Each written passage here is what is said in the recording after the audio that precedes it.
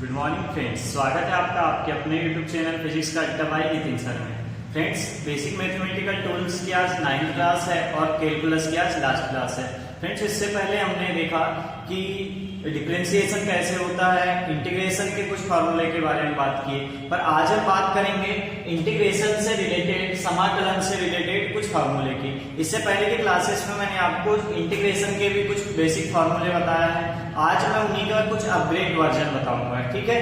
तो इससे पहले के जो भी वीडियोस आप लोगों ने नहीं देखे हैं, वे प्लेलिस्ट में जाकर बेसिक मैथमेटिकल टूल्स सर्च करके पुराने वीडियोस देख ले। स्टार्ट करते हैं इंटीग्रेशन। तो स्टूडेंट्स, आज से पहले की क्लास में या इससे पहले की क्लास में जब हमने कैलकुलस पढ़ना स्टार्ट किया था, तो वहां पर मैंने आपको एक फॉर्मूला बताया था, integration I equal integration of x to the power n dx। Integration of x to the power n dx, ये है आपका x और इसकी पावर n dx। तो इसका फॉर्मूला होता है x to the power n plus 1 upon n plus 1। यहाँ पर n इसकी पावर है, तो इसमें देखिए आप x की पावर n है, तो इसका इंटीग्रेशन होता है x की power n plus 1 upon n plus 1। Friends, integration का जो फिजिक्स में रोल है वो इस फॉर्मूले का सबसे ज्यादा रोल है। आप इस फॉर्मूले को याद करो तो फिजिक्स में जो सबसे ज्यादा इंटीग्रेशन इसी फॉर्मूले पे बेस्ड रहेगा, ठीक है। तो चलिए इस पे एक एग्जांपल के थ्रू समझने की कोशिश करते हैं। तो इसका एक एग्जांपल लेता हूं मैं कि integration of x to the power 3 dx, integration of x to the power 3 dx, ठीक है। तो चलिए इसका इंटीग्रेशन करते हैं आप इस फॉर्मूले से। यहाँ देखिए x to the power n है, यहाँ है x की पावर 3, तो n की जगह क्या है आपके पास 3, तो आप इसको क्या लिख सकते हैं, x की पावर 3 प्लस 1 अपॉन 3 प्लस 1। बोलो मेरे प्यारे बच्चों, समझ आ रहा है। नेक्स्ट अब बात करें, इसको आगे सॉल्व करते हैं तो ये हो जाएगा x to the power 4 upon 4। तो x की पावर 3 का इंटीग्रेशन क्या हो गया आपके पास, x की पावर 4 अपॉन 4। इसका नेक्स्ट एग्जांपल लेते हैं, इंटीग्रेशन ऑफ 1 अपॉन x की पावर 2 dx। इसका इंटीग्रेशन कैसे होगा इसको समझते हैं। तो इसका इंटीग्रेशन करने के लिए x की पावर 2 जो कि डिनोमिनेटर में, इसको हम ऊपर लेकर जाएंगे न्यूमिनेटर में, और इसको लिखेंगे हम इंटीग्रेशन ऑफ x की पावर -2 dx। बोलो मेरे प्यारे बच्चों, समझ आ रहा है, x to the power -2 dx। अब देखो ये x की पावर n के फॉर्म में आ गया, x की पावर n के फॉर्म में, तो ये यहाँ पर पावर है -2, तो ये हो जाएगा x की पावर -2 प्लस 1, जैसा कि हमारे फॉर्मूले में है, अपॉन -2 प्लस 1। ठीक है मेरे प्यारे बच्चों, इसको आगे सॉल्व करेंगे तो ये हो जाएगा x to the power -1 plus -2 plus 1, -2 plus 1 ये हो जाएगा x to the power -1 upon -2 plus 1, ये हो गया -1। इसको आप लिखेंगे, अब यहाँ देखो x की पावर -1 है, इसको हम नीचे लेके चले जाएंगे तो ये हो जाएगा माइनस, ये वाला -1 upon x to the power 1 means इसको हम सिर्फ x लिख सकते हैं। तो ये हो गया आपका 1 अपॉन x स्क्वायर का इंटीग्रेशन -1 अपॉन x। बोलो समझ आया सभी को। x की पावर 1 अपॉन x स्क्वायर का इंटीग्रेशन -1 अपॉन x होगा, ठीक है। तो इस प्रकार से ये रहा आपका first formula, integration x to the power n dx equal होता है x to the power n plus 1 upon n plus 1। इसके ये कुछ आपके दो एग्जाम्पल थे, इसको आप अच्छे से लर्न कर लीजिएगा। इसकी प्रैक्टिस करने के लिए आप और भी एग्जाम्पल ले सकते हैं, ठीक है मेरे प्यारे बच्चों। इसका स्क्रीनशॉट कर लीजिए। चलिए मेरे प्यारे बच्चों, इंटीग्रेशन के नेक्स्ट फॉर्मूला रहेगा आपका प्लस व माइनस वाले, प्लस व माइनस वाले। तो देखते हैं प्लस और माइनस वाले फॉर्मूले में आप कैसे करेंगे। तो प्लस और माइनस वाले फॉर्मूले मैं डायरेक्ट आपको एग्जांपल के थ्रू समझाने की कोशिश करता हूं कि प्लस और माइनस वाले फॉर्मूले इंटीग्रेशन में कैसे बनेंगे, ठीक है। तो सपोज दैट आपके पास एक कोई इंटीग्रेशन फंक्शन है i equal integration of sin x plus 3x plus 5 dx, ठीक है। ये आपके पास कोई एक फंक्शन है sin x plus 3x plus 5, इसका इंटीग्रेशन कैसे होगा। तो इसका इंटीग्रेशन करने के लिए जिस प्रकार देखो बॉडमास से ब्रैकेट ओपन होता है, हम एज इट इज यहाँ पर भी ब्रैकेट ओपन कर देंगे और अलग अलग टर्म्स का, अलग अलग पद का अलग अलग इंटीग्रेशन कर देंगे। तो ये ब्रैकेट इक्वल होगा integration of sine x dx plus integration of 3x dx plus integration of 5 dx। बोलो समझ आई ये चीज? इसका इंटीग्रेशन करेंगे तो ये देखो ये अब डायरेक्ट फार्मूले के फॉर्म में बन गया है। इसका फार्मूला हमको पता है क्या होता है, तो साइन एक्स का इंटीग्रेशन क्या होता है मेरे प्यारे बच्चों, minus cos x plus 3 constant है तो कांस्टेंट वैल्यू इंटीग्रेशन के बाहर आ गई, ये है आपके पास क्या x, तो x का इंटीग्रेशन होगा x की power 1 plus 1 upon 1 plus 1 plus यहाँ पर भी देखो ये 5 आ गया, 5 आपका कांस्टेंट, ये आ गया बाहर, तो यहाँ बचा सिर्फ 1 और आपको पता है 1 का इंटीग्रेशन क्या होता है, x होता है, तो इसको आप लिख सकते हैं minus cos x plus 3x to the power 2 upon 2, 1 plus 1 2 होगा प्लस 5x। बोलो मेरे प्यारे बच्चों समझ आया ये? तो इसको करने के लिए प्लस और माइनस वाले जो इंटीग्रेशन फंक्शन है या प्लस माइनस वाले जो फंक्शन है उनको सॉल्व करने के लिए सीधे हम ब्रैकेट ओपन कर देते हैं, हो गया, इसको कुछ नहीं करना है। ठीक है, चलिए आज हम आपको बताते हैं कि किसी भी कांस्टेंट वैल्यू की का इंटीग्रेशन x क्यों होता है। ठीक है, कोई भी कांस्टेंट वैल्यू का इंटीग्रेशन x क्यों होता है, या फिर मैंने फर्स्ट डे आपको फॉर्मूला लिखाया था integration of 1 dx equal x होता है, तो ये x कैसे होता है चलिए आज मैं समझाता हूँ इसको। तो इसको आप लिख सकते हैं एक 1 को x to the power 0 dx। बोलो मेरे प्यारे बच्चों समझ आ रहा है, x टू दी पावर 0, आप 1 को क्या लिख सकते हो x टू दी पावर 0, और ये हो गया आपका x की पावर n का formula integration of x to the power n dx equal होगा x to the power n plus 1 upon n plus 1। तो ये देखो x to the power n के फॉर्मूले के रूप में दिख रहा है, तो ये हम इसका कहना चाहिए इस फॉर्मूले में अप्लाई कर देते हैं, तो ये हो जाएगा x to the power 0 plus 1 upon 0 plus 1, तो ये हो गया आपका x टू दी पावर 1।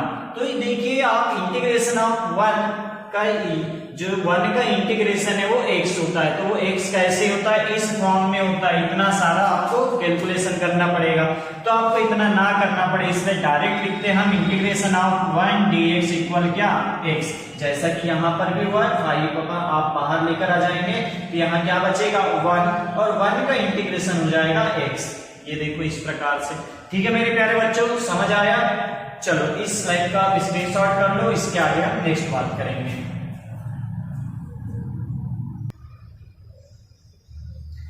चलिए नेक्स्ट बात करेंगे हम इंटीग्रेशन ऑफ सब्स्टिट्यूशन, मतलब प्रतिस्थापन द्वारा इंटीग्रेशन करना, प्रतिस्थापन द्वारा समाकलन करना। तो इसको कैसे करते हैं समझते हैं हम। तो मैं यहां ऊपर लिख देता हूं integration by substitution, integration by integration by substitution मतलब प्रतिस्थापन द्वारा समाकलन। तो ये कैसे होगा चलिए समझते हैं। तो इसका आप एक एग्जांपल ले लीजिए, i equal integration of log x upon x dx। देखो यहाँ पर आपके पास दो फंक्शन दिख रहे हैं, log x एक फंक्शन है और 1 अपॉन x दूसरा फंक्शन है। log x एक फंक्शन है और 1 अपॉन x दूसरा फंक्शन है। हमको क्या करना है, सब्स्टिट्यूशन करना है, कोई एक वैल्यू को सब्स्टिट्यूट करना है, कोई एक वैल्यू को मानकर चलना है कि ये हो गया, ये हो गया। ठीक है, तो इसको सॉल्व करते हैं। तो आप देखो यहाँ पर आपको दो फंक्शन दिख रहे हैं, log x और 1 अपॉन x। क्या दिख रहा है, log x और 1 अपॉन x। ये देखो ये दो फंक्शन आपको कुछ इस प्रकार से दिख रहे होंगे कि इनमें से किसी एक का डिफरेंशिएशन करेंगे। ठीक है, समझने की कोशिश करो, इनमें से किसी एक फंक्शन का अगर आप डिफरेंशिएशन करेंगे तो दूसरा फंक्शन मिल जाएगा। सपोज दैट आप log x का डिफरेंशिएशन करेंगे तो 1 अपॉन x मिल जाएगा। आपको यहाँ समझ आ रहा है कुछ? और सब्स्टिट्यूशन से जितने भी इंटीग्रेशन होंगे उसमें सभी में ये कंडीशन अप्लाई होगी कि दोनों फंक्शन कुछ इस प्रकार से रहेंगे कि किसी एक फंक्शन का आप अगर डिफरेंशिएशन करते हैं तो दूसरा फंक्शन मिल जाएगा। तो यहाँ देखो log x का अगर आप डिफरेंशिएशन करोगे तो ये हो जाएगा आपके पास क्या 1 अपॉन x। तो यहाँ पर हम सब्स्टिट्यूट करते हैं वैल्यू कि माना कि एज्यूम दैट कि log x इक्वल क्या है आपके पास t है, log x इक्वल क्या है आपके पास t है। तो अब आप इस जो वैल्यू दिख रही है ये, इसका कर दो क्या, डिफरेंशिएशन। क्या कर दो इसका, डिफरेंशिएशन। ठीक है मेरे प्यारे बच्चों, तो डिफरेंशिएशन करेंगे तो इसको हम लिखेंगे D by D x log x equal D T by D x. बोलो समझ आई इतनी चीज? D by D x log x equal D T by D x. ये टी ये वाला है और डी बाई डी एक्स जो हम एक्स के रिस्पेक्ट में डिफरेंशिएशन कर रहे हैं वो है। चलिए आगे हम बात करें कि d by D x log x equals log x का डिफरेंशिएशन क्या होगा, 1 अपॉन एक्स। लॉग एक्स का डिफरेंशिएशन क्या होगा, 1 अपॉन एक्स इक्वल यहाँ बचा है आपका dt बाई डी एक्स। बोलो मेरे प्यारे बच्चों समझ आ रहा है इतना? चलिए नेक्स्ट हम बात करें कि यहां से मैं dx को ट्रांसफर करके दूसरे साइड ले जाऊं, dx को ट्रांसफर करके दूसरे साइड, तो यहाँ डिवाइडेशन में दूसरे साइड मल्टीप्लिकेशन में जाएगा, तो ये हो जाएगा dx upon x equal dt, dx upon x equal dt, dx upon x equal dt। अब देखो आपका जो फर्स्ट लाइन है यहाँ पर dx अपॉन x दिख रहा है, dx अपॉन x, इसकी जगह आप क्या लिख सकते हैं, dt, और log x की जगह क्या लिख सकते हैं, t। तो आपका इंटीग्रेशन i इक्वल हो जाएगा इंटीग्रेशन ऑफ t dt। बोलो मेरे प्यारे बच्चों समझ आ रहा है इतना? Integration of t into dt। अब देखो t के रिस्पेक्ट में इस t का इंटीग्रेशन करना है तो ये हो जाएगा x to the power n के फॉर्म में, integration of x to the power n dx equal क्या होता है, x to the power n plus 1 upon n plus 1। तो यहाँ पर हो जाएगा t to the power 1 plus 1 upon 1 plus 1। ये हो गया आपका t to the power 2 upon 2। बोलो मेरे प्यारे बच्चों इतना समझ आ रहा है? और आपने पहले ही मानकर चला है कि t इक्वल क्या है, log x। तो यहाँ t की जगह आप log x पुट कर दो तो ये हो जाएगा log x whole square upon 2। ये रहा आपका integration of log x upon x का इंटीग्रेशन वैल्यू या फिर लास्ट आंसर। ठीक है मेरे प्यारे बच्चों समझ आ रहा है इतना? तो इस प्रकार से सब्स्टिट्यूशन से इंटीग्रेशन ऐसे करते हैं कि कोई एक वैल्यू है या फिर यहाँ पर जो फंक्शन रहेंगे वो फंक्शन में एक फंक्शन ऐसा रहेगा कि उसका डिफरेंशिएशन करेंगे तो दूसरा फंक्शन मिल जाएगा। ठीक है, तो आप इसका स्क्रीनशॉट कर लीजिए, इस फॉर्मूले को आप लर्न कर लीजिएगा, इसको कैसे सॉल्व करना है आप ये कर लीजिएगा। ठीक है,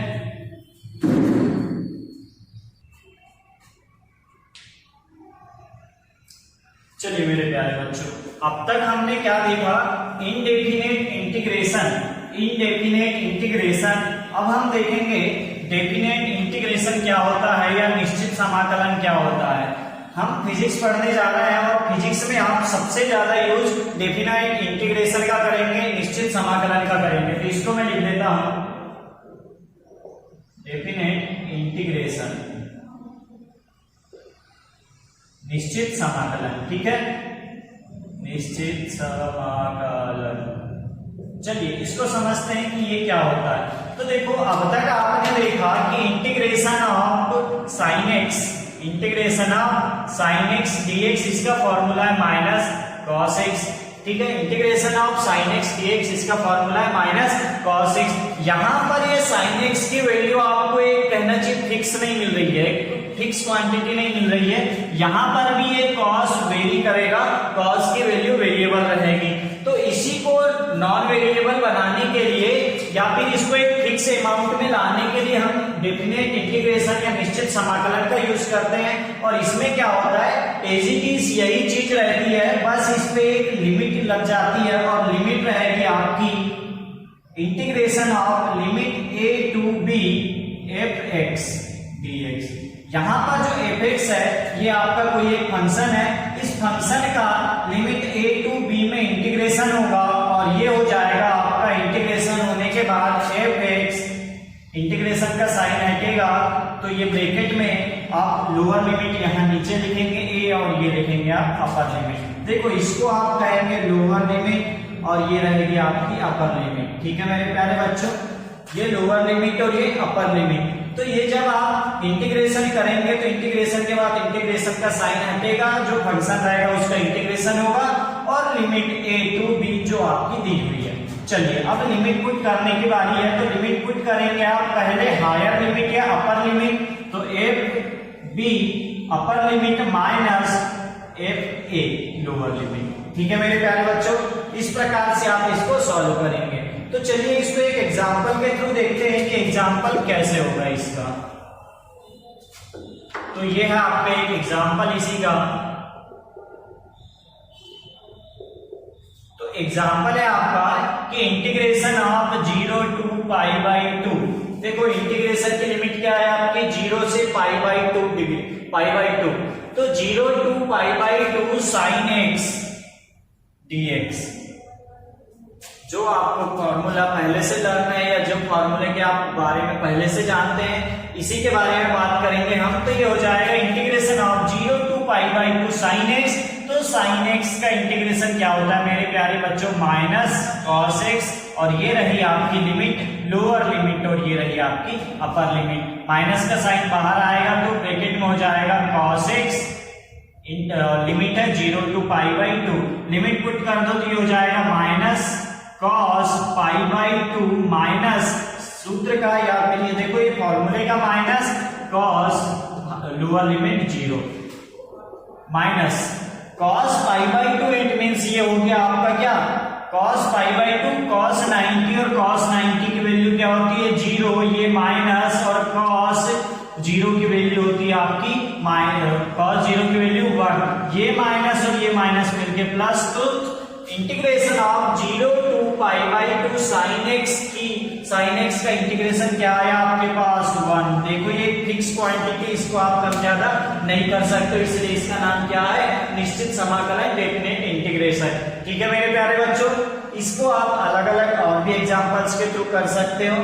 ये रहा आपका डेफिनेट इंटीग्रेशन, निश्चित समाकलन का फॉर्मूला। ठीक है, आप इसका स्क्रीनशॉट कर लीजिए और इसके और भी एग्जांपल्स कीजिएगा।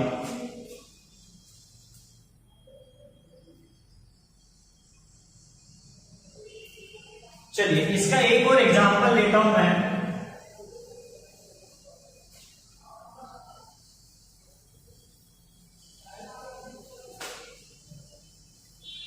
तो मेरे प्यारे बच्चों इसका नेक्स्ट एग्जांपल है इंटीग्रेशन ऑफ -2 टू 1। देखो ये है आपकी लोअर लिमिट -2 और ऊपर है आपकी हायर लिमिट या upper limit +1। Integration of -2 to 1 2x plus 3, 2x plus 3 dx। ठीक है, इंटीग्रेशन ऑफ -2 टू 1 और फंक्शन है आपका 2x प्लस 3 dx। अब आप इसका इंटीग्रेशन करेंगे तो इंटीग्रेशन कैसे होगा, देखो प्लस वाला भी आ रहा है, आज हमने जो भी किए हैं सारे इसी में इंक्लूड हो जाएंगे। तो ये इसको सॉल्व करेंगे हम। Integration of -2 to 1 2x plus 3 dx का सॉल्यूशन होगा 2 आपका आ जाएगा, वो कांस्टेंट है तो बाहर, तो ये रहेगा आपका 2, और x टू दी पावर है यहाँ n, तो ये हो जाएगा x to the power n, it means x to the power 1, तो ये हो जाएगा 1 plus 1 upon 1 plus 1 plus 3 constant है बाहर आ जाएगा, यहाँ बचेगा 1, और इंटीग्रेशन ऑफ 1 dx होता है आपका क्या x। ये रहा आपका ब्रैकेट, और ब्रैकेट में आप लिमिट पुट कर देंगे, lower limit 2 upper limit -2 to 1। इसको आप सॉल्व करेंगे 2x to the power 2 upon 2 plus 3x, limit put करेंगे -2 टू 1। ये 2 से 2 कैंसिल, यहाँ बचेगा x to the power 2 plus x to the power 3x plus 3x, और लिमिट रहेगी आपकी -2 टू 1। चलिए अब लिमिट पुट करने की बारी आती है। तो लिमिट पुट करेंगे पहले higher limit, upper limit minus lower limit. तो अपर लिमिट आप लिखेंगे आप यहाँ पर कि अपर लिमिट पुट करेंगे तो ये रहेगा आपका 1 की पावर 2 माइनस -2 की पावर 2। बोलो मेरे प्यारे बच्चे समझ आ रहा है। देखिए इस प्रकार से किए थे हमने fa माइनस fb, तो ये वही हो रहा है fa माइनस fb प्लस ये वाला plus 3 into upper limit 1 minus sign का 3 इंटू -2। बोलो मेरे प्यारे बच्चों यहां तक समझ आ रहा है। इसको आगे सॉल्व करेंगे तो ये आगे हो जाएगा, आगे होगा 1 का स्क्वायर 1, ये माइनस का साइन, और -2 का square 4 plus 3 into 1 3 minus minus का प्लस 3 इंटू 2 6 प्लस 6 ये हो गया आपके पास। इसको आगे सॉल्व करेंगे तो ये 3 प्लस 1 4 और ये 4 कैंसिल, बचा क्या आपके पास 6। ये 6 आपका इस फंक्शन का डेफिनेट आंसर है, या एक कहना चाहिए फिक्स अमाउंट में आंसर है। तो इस प्रकार आप निश्चित समाकलन में डेफिनेट इंटीग्रेशन करेंगे। इसका आप एक होमवर्क लीजिए, आप इस होमवर्क को घर में करिएगा, ठीक है। होमवर्क है आपका integration of -4 to 3x square plus 2x dx, ठीक है। ये आपका होमवर्क है, इस होमवर्क को आप घर में करने की कोशिश कीजिएगा। नहीं बनेगा तो आप कमेंट बॉक्स में कीजिए, कमेंट बॉक्स में लिख दीजिएगा, ठीक है। आप इस स्लाइड का स्क्रीनशॉट ले लीजिए। तो चलिए मेरे प्यारे बच्चों, आज हमने जितने भी इंटीग्रेशन के फॉर्मूले किए हैं या इंटीग्रेशन रिलेटेड जितने भी टर्म्स किए हैं, आप इनको अच्छे से लर्न कीजिएगा, अच्छे से प्रैक्टिस कीजिएगा। और मैं आपको विश्वास दिलाता हूं कि इंटीग्रेशन में, मैं फिजिक्स की बात कर रहा हूं, कि इंटीग्रेशन में इससे ज्यादा या इससे बाहर का कुछ नहीं करना है आपको। आपने इतना इंटीग्रेशन कर लिए, या फिर जहां जितना भी आपको यहाँ कैलकुलेशन का पोर्शन कराया गया है आपने इतना कर लिए, तो आपको दूसरा आपको इंटीग्रेशन और डिफरेंशिएशन के दूसरे फॉर्मूले लर्न करने की जरूरत नहीं है। तो आप इस जो भी यहाँ आपको पढ़ाया जा रहा है इसका प्रॉपर स्क्रीनशॉट कीजिए, नोट्स बनाइए और अच्छे से इसको लर्न कीजिएगा। तो चलिए फ्रेंड्स, मिलते हैं नेक्स्ट क्लास में, तब तक अपना ध्यान रखिए।